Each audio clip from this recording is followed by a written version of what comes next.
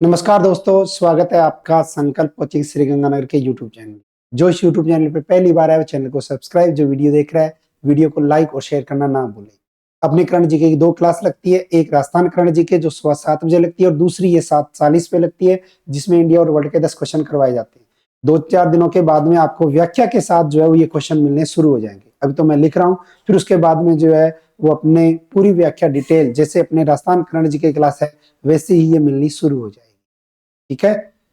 इसके अलावा grade second शिक्षक भर्ती 9 जनवरी से बैच प्रारंभ होने जा रहा है। बीएसटीसी 21 जनवरी से प्रारंभ होने जा रहा है और 41 जिले 7 संभाग के अनुसार राजस्थान का भूगोल की किताब, भूगोल, जियोग्राफी, हिस्ट्री, राज्य व्यवस्था ये सब मार्केट में अवेलेबल है। इसके अलावा 499 रुपए में आपको पूरा कोर्स से मिल जाएगा। इसके अलावा जो अपनी मंथली बुकलेट है, तीसरा संस्करण जो मार्केट में अवेलेबल है, जो दिसंबर में करवाया गया था, वो आपको जनवरी की बुकलेट के अंतर्गत मिल जाएगा सभी प्रतियोगी परीक्षाओं के लिए। अब शुरू करते हैं अपनी क्लास और क्लास का पहला क्वेश्चन। दिल्ली में आयोजित ग्रामीण भारत महोत्सव 2025 का आदर्श वाक्य क्या है? आदर्श वाक्य है गांव बढ़े तो देश बढ़े।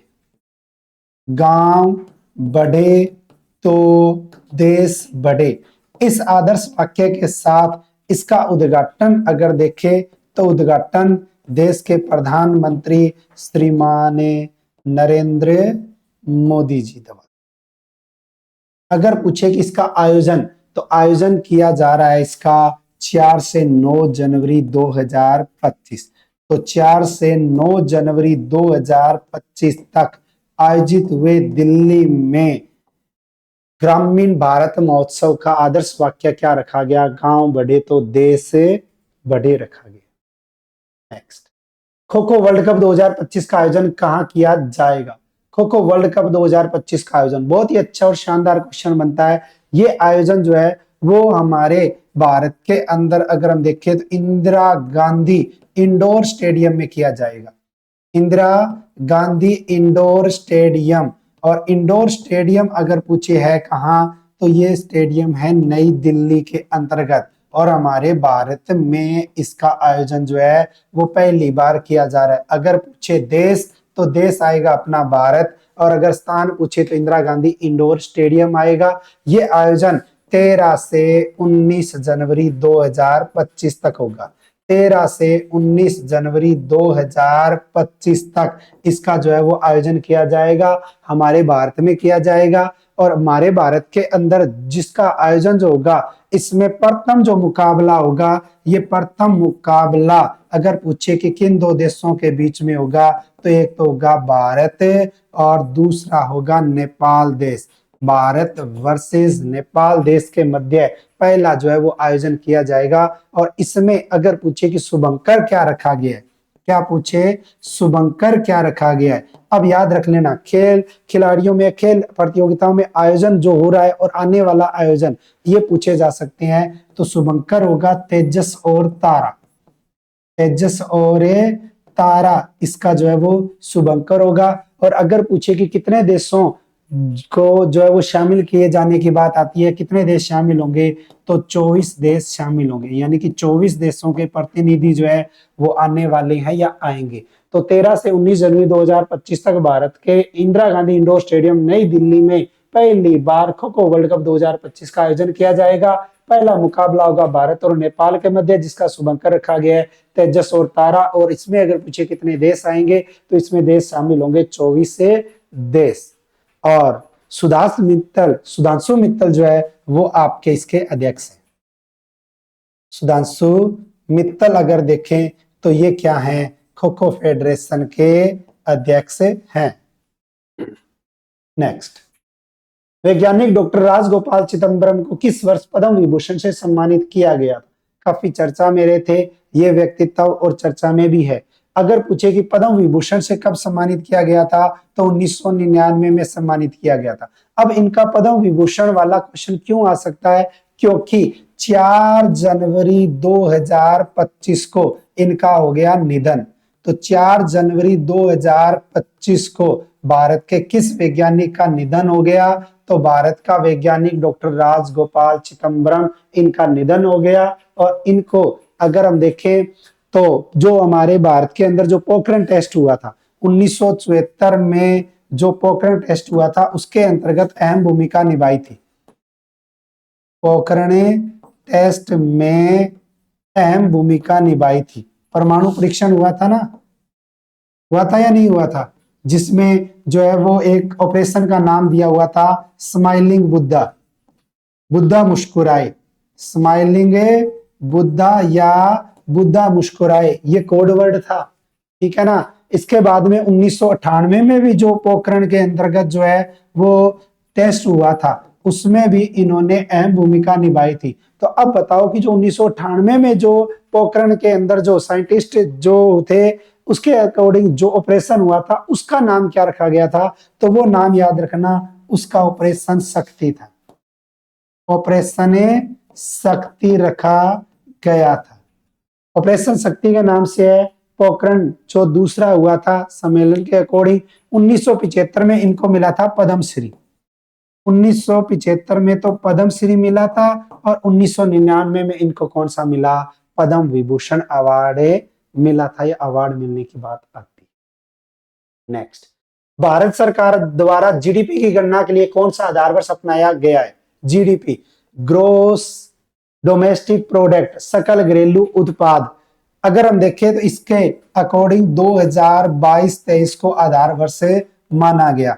पूर्व में आधार वर्ष अगर देखें तो कौन सा था, 2011-12 था, 2011-12 आधार वर्ष था। इसका आधार वर्ष चेंज कर दिया है, 2022-23 से कर दिया गया है।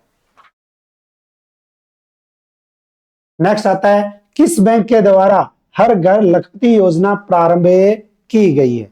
हर घर लखपति योजना एक बैंक है जिस बैंक का नाम आता है एसबीआई।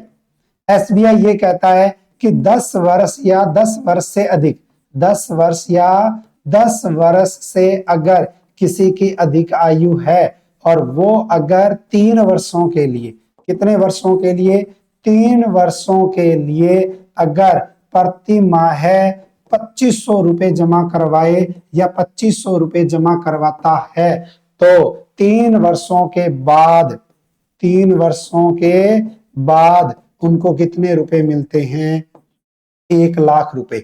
यानी कि प्रति माह 2500 रुपए तो प्रति वर्ष 12 इंटू 2500, 12 दूना 24, 12 5 60, 24 और 60 यानी कि 24 और 6 30 साल के हो गए 30,000, 3 साल के हो गए 90,000। लेकिन सरकार कह रही है कि हम देंगे कितने, 1 लाख रुपए। हर घर लखपति योजना, 2,500 रुपए जमा कराओ और 1 लाख रुपए पाओ। एसबीआई का मुख्यालय अगर पूछे कि एसबीआई का मुख्यालय कहाँ है, तो एसबीआई का मुख्यालय है आपका मुंबई के अंतर्गत।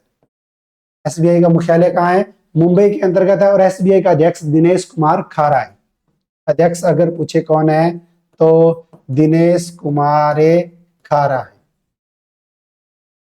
तो एसबीआई के अध्यक्ष हैं दिनेश कुमार खारा। मुख्यालय मुंबई में। 10 वर्ष या 10 वर्ष से अधिक कोई व्यक्ति हर महीने 2500 रुपए जमा करवाएगा तो 3 साल में मिलेंगे 1 लाख, यानी घर घर लखपति योजना। नेक्स्ट आता है, एशिया के सबसे बड़े एयर शो एरो इंडिया 2025 का आयोजन कब किया जाएगा। हमारे भारत का नहीं बल्कि एशिया का सबसे बड़ा एयर शो, और ये किया जाएगा 10 से 14 फरवरी 2025 तक। 10 से 14 फरवरी 2025 तक। और इसका संस्करण अगर पूछे कौन सा है तो संस्करण है इसका 15वां। कौन सा, 15वां संस्करण है। और अगर पूछे कि इसका आयोजन कहाँ किया जाएगा तो आयोजन किया जाएगा हमारे भारत में, और भारत में भी कहाँ किया जाएगा, बेंगलुरु में किया जाएगा। तो बेंगलुरु में किया जाएगा एरो इंडिया 2025 का आयोजन। नेक्स्ट, भारतीय रेलवे का 69वां रेलवे डिवीजन किस राज्य में स्थापित किया गया है। भारतीय रेलवे का कौन सा रेलवे डिवीजन, 69वां रेलवे डिवीजन। और 69वां रेलवे डिवीजन जो है वो जम्मू कश्मीर में स्थापित किया गया है, यानी कि जम्मू में स्थापित किया गया। अब जम्मू में कब स्थापित किया गया है, 6 जनवरी 2025 को। तो 6 जनवरी 2025 को भारतीय रेलवे का कौन सा रेलवे डिवीजन जम्मू में स्थापित किया गया है, 69वां किया गया है। इसके अलावा संयुक्त राज्य अमेरिका का सर्वोच्च नागरिक पुरस्कार the presidential medal of freedom प्राप्त करने वाले फुटबॉल खिलाड़ी कौन है? एक फुटबॉल के खिलाड़ी हैं जिनका नाम आता है लियोनेल मेसी। लियोनेल मेसी, और लियोनेल मेसी को जो है वो ये पुरस्कार दिया गया है। और लियोनेल मेसी अगर पूछे कि किस देश के खिलाड़ी हैं, किस टीम के, तो अर्जेंटीना। अर्जेंटीना में आती है आपकी पुरुष फुटबॉल टीम, और पुरुष फुटबॉल टीम के क्या हैं? कप्तान हैं।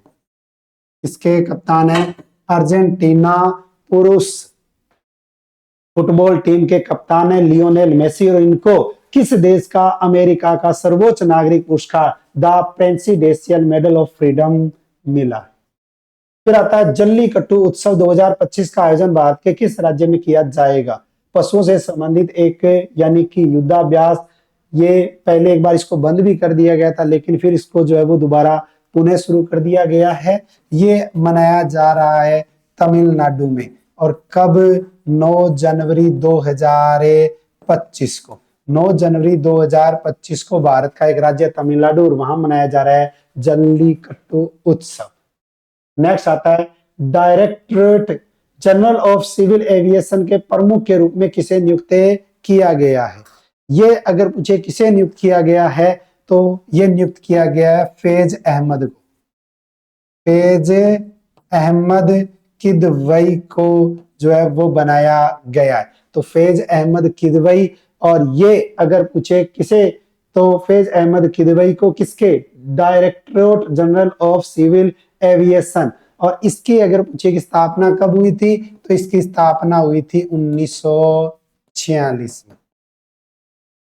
तो अभी अपनी जो है वो शुरुआत है, ठीक है। कल परसों से आपको व्याख्या के साथ मिलना शुरू हो जाएगा। 2 क्लासें दोनों आप अटेंड किया करें। अगर आप रीट या सेकंड ग्रेड की तैयारी कर रहे हैं तो ये क्लास आपके लिए किसी काम की नहीं है, क्योंकि रीट और सेकंड ग्रेड में केवल राजस्थान का करंट जी आता है, वो 7:15 वाली क्लास में लगाया करो। इसके अलावा अगर आप फर्स्ट ग्रेड, ग्राम विकास अधिकारी, पटवारी की, जेल प्रहरी की, राजस्थान पुलिस की तैयारी कर रहे हैं तो उसके लिए ये रामबाण क्लास रहेगी।